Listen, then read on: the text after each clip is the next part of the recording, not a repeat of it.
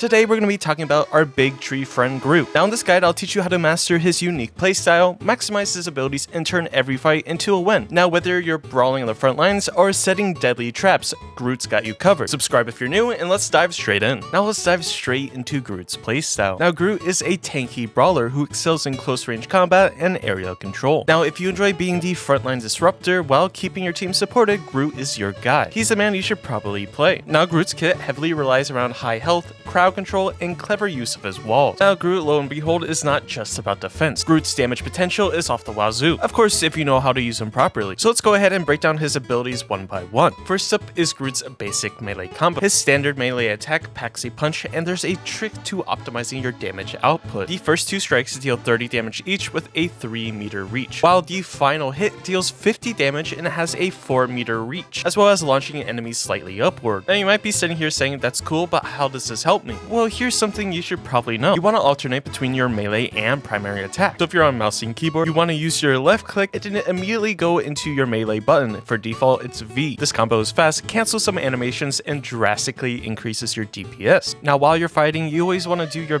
best to mix in your melee into your primary attacks to keep the pressure on. Next, let's talk about Groot's bread and butter ability, and that's none other than the Ironwood Wall. This ability lets you grow a beefy 700 health wall that can be placed up to 10 meters away. Now you might be wondering, you're like, Duck, when I use this wall, I never gain HP or anything like that. If you're not getting health, this is probably the reason why. If you or your allies deal damage near an awakened wall, Groot gets bonus health up to 250 HP over time. Now if you don't know what it means when the wall is awakened, it's just basically when Groot is near the wall, and damage is dealt, then it's awakened. Now here's one big common mistake. Most players throw the wall right in the middle of a fight where it gets shredded instantly. Instead, I highly encourage you to place it in a safe location, like around a corner or near a choke point. This way it stays active, keeps you in the bonus health zone, and lets you focus on the fight. Think of it as a defensive anchor for your team. It also has a relatively long cooldown, so it's very important to try to keep this alive. Now let's talk about his Thorn Lash walls, or the offensive walls in his kit. Now these are the key to maximizing Groot's offensive potential. They deal 60 damage every half second to enemies within 5 meters when you or your allies attack enemies nearby. Now here's some things you can know.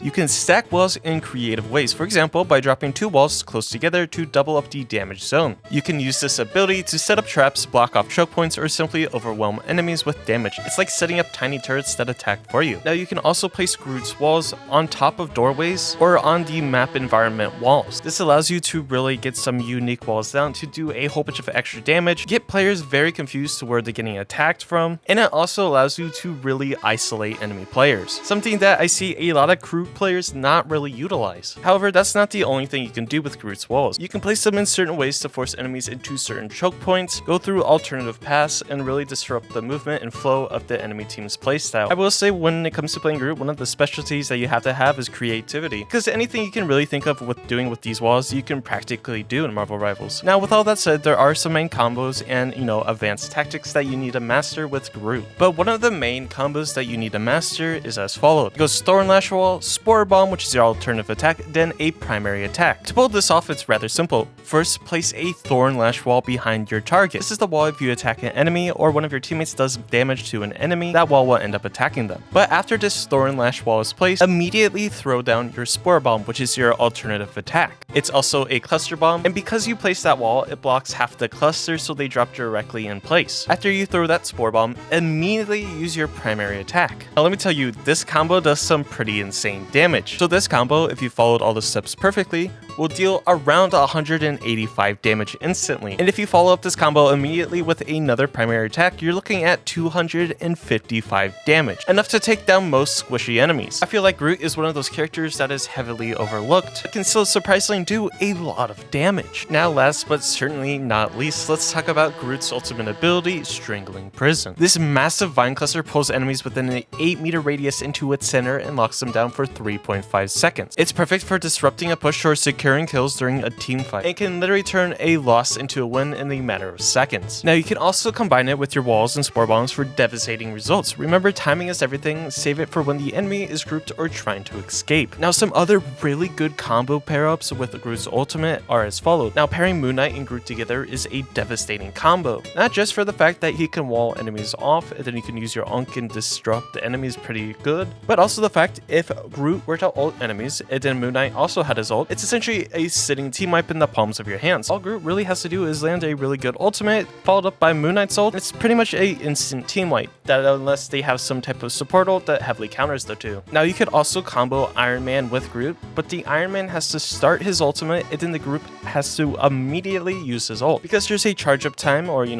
animation with Iron Man's ulti. If Iron Man revs up his ult and it's starting to go and everyone's looking up to the sky, Groot has a pretty free ult for the enemies. So to summarize, before we dive into some gameplay, first and foremost you want to use your melee combo to maximize your damage in brawls. Again, to refresh, that's using your primary attack immediately followed up by your melee attack. Next, you want to place your Ironwood Wall in a safe area to maintain the bonus health, and you also want to set up your Thorn Lash walls offensively to trap and pressure enemies. You want to then master the wall spore bomb combo for quick and easy kills. And last but certainly not least, you want to use your ultimate strategically to turn the tide of a battle. Now Groot may look simple, but with the right strategy, he's a force to be reckoned with. And that's all for the guide portion of this video. If you found this video useful in any way, shape, or form, leave a like, subscribe for more guide, let me know in the comments how you're playing Groot. But anyways, on to some gameplay.